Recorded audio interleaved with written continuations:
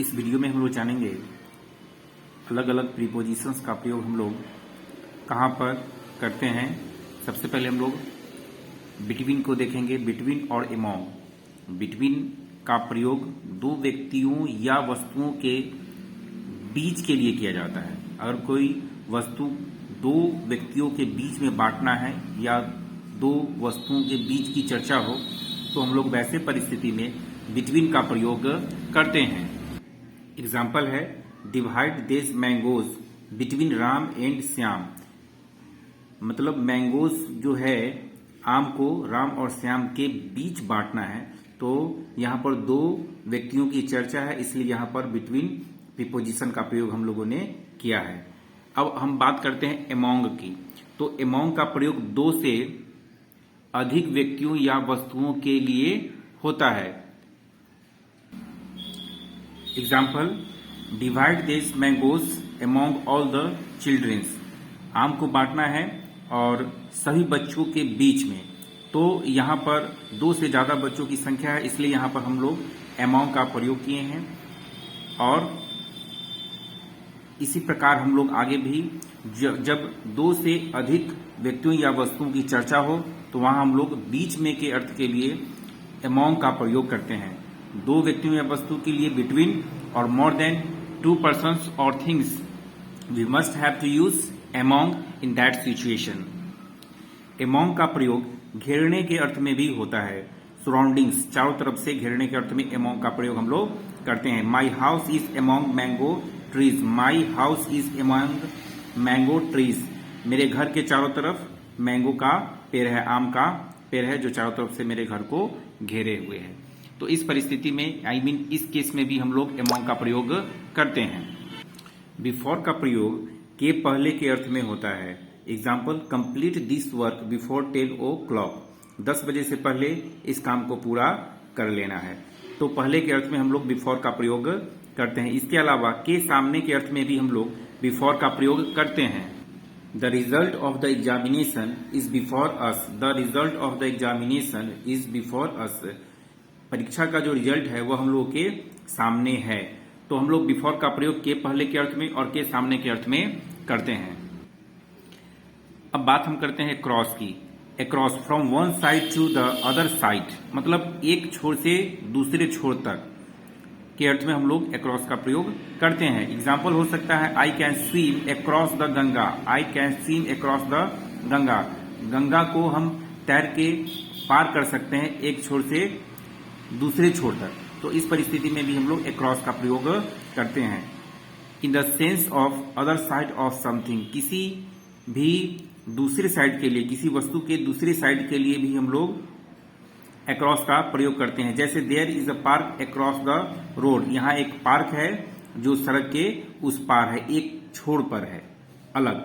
तो इस अर्थ में भी हम लोग अक्रॉस का प्रयोग करते हैं। Over A part of the body. Over A part of the body, शरीर के किसी अंग पर के लिए के अर्थ में भी हम लोग अक्रॉस का प्रयोग करते हैं। The shirt is too tight across the shoulder. The shirt is too tight across the shoulder. Shirt जो है शोल्डर के नजदीक, शोल्डर पर काफी ज्यादा टाइट है। तो इस अर्थ में भी हम लोग अक्रॉस का प्रयोग करते हैं। In every part of a place और group of people. In every part of a place और ग्रुप ऑफ पीपल के अर्थ में भी हम लोग इसका प्रयोग करते हैं। किसी स्थान के प्रत्येक भाग या इसका एग्जाम्पल हो सकता है this custom is practised across the tribal community. एक खास ट्राइबल कम्युनिटी है जिसके बीच यह कस्टम प्रचलन में है, प्रचलित है।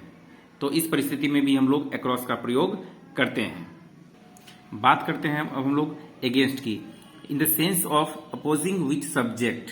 मतलब के विरुद्ध, विपरीत के अर्थ में भी हम लोग अगेंस्ट का प्रयोग करते हैं। इसका एग्जाम्पल हो सकता है we must fight against terrorism. Terrorism के खिलाफ हम लोग निश्चित रूप से हम लोग को लड़ाई लड़नी चाहिए, उसका विरोध करना चाहिए। तो अगेंस्ट का प्रयोग हम लोग के विरुद्ध, के विपरीत के अर्थ में भी हम लोग करते हैं। नेक्स्ट एग्जाम्पल हो सकता है one should not go against law. किसी व्यक्ति विशेष को लॉ के अगेंस्ट नहीं जाना चाहिए। तो अगेंस्ट का प्रयोग हम लोग इस अर्थ में भी करते हैं। से सटकर, पर सटाकर आदि के अर्थ में भी हम लोग अगेंस्ट का प्रयोग करते हैं। इसका एग्जाम्पल हो सकता है ही placed the ladder against the wall. Ladder को दीवार के सहारे मतलब सटा करके रखा गया है। लैडर मतलब सीढ़ी, सीढ़ी को दीवार के सटे हुए सटाकर रखा गया है, प्लेस किया गया है।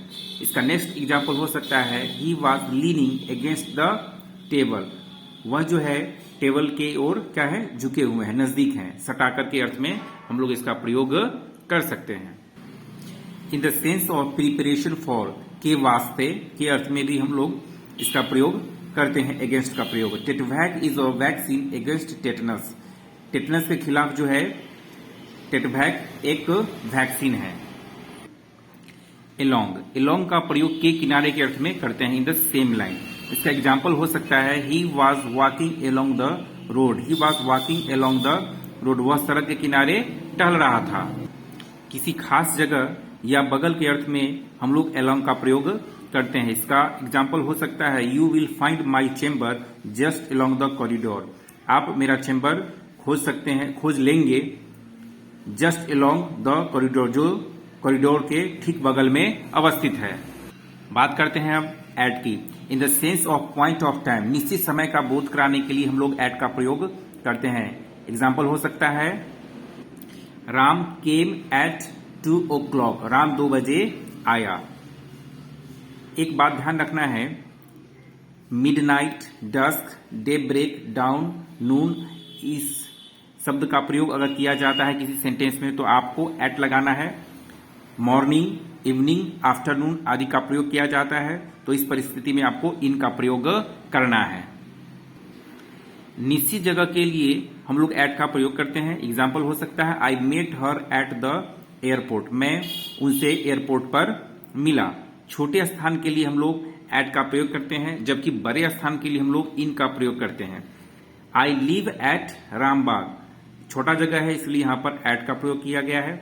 या हम बड़े जगह की बात जब करते हैं तो हम लोग वहां इन लगाते हैं, जैसे आई लिव इन बिहार या I live in India. At का प्रयोग कीमत, दर, चाल के लिए आदि के अर्थ में भी हम लोग करते हैं।